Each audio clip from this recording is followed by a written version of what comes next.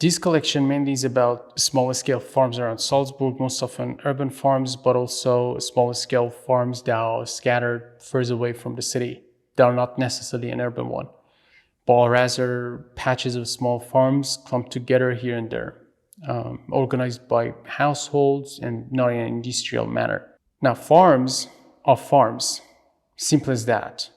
But when it comes to the Austrian context, as far as I'm concerned, I cannot avoid a sort of vague impression that occurred quite early to me, far ahead of my time in Austria.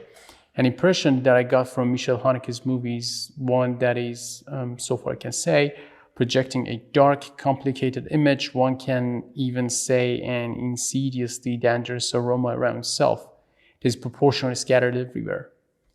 That is definitely not a joke once it comes to life and death. The other point that is quite seminal here is that, irrespective of this collection, in the backdrop of my mind, I still carry a tinge of magic realism that I, like many others, owe to people like Italo Calvino, for example, the noble work Invisible Cities, some of Borges, of course, but above all, Salman Rushdie's, which is something I majorly associate with. So I got this tone, a dangerous one, but not a shuddering one, a dark one, but an inspiring one full of doubts, yet intriguingly inviting, and above all, a funny one.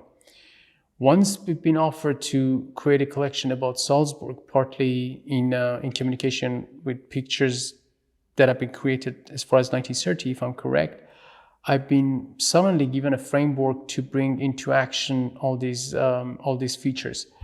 So these features narrowed me down, directed me to look into and to go to places I've been least expected to be. In this case, again, a small, scattered, sometimes far-fetched farms, and to create an image that is slightly, but only slightly, goes behind the immediate physicality of observable, let's say observable reality, whatever reality could be. Following that line and having all these in the backdrop of my mind, I got to be after spaces and objects that quite mundane, normal, everyday ones that could possibly claim their own lives, as if they are holding or even hiding a range of actions behind themselves, dangerous but not impossible, stable and prevailing, yet mutant and emotion, dark but very much entertaining.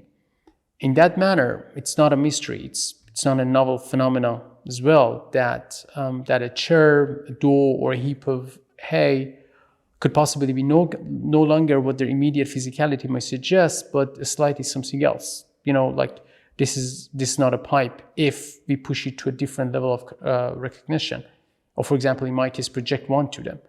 This is my case, as simple as that. At the end of the day, I just photograph normal, mundane objects in a normal, mundane day, in a normal form.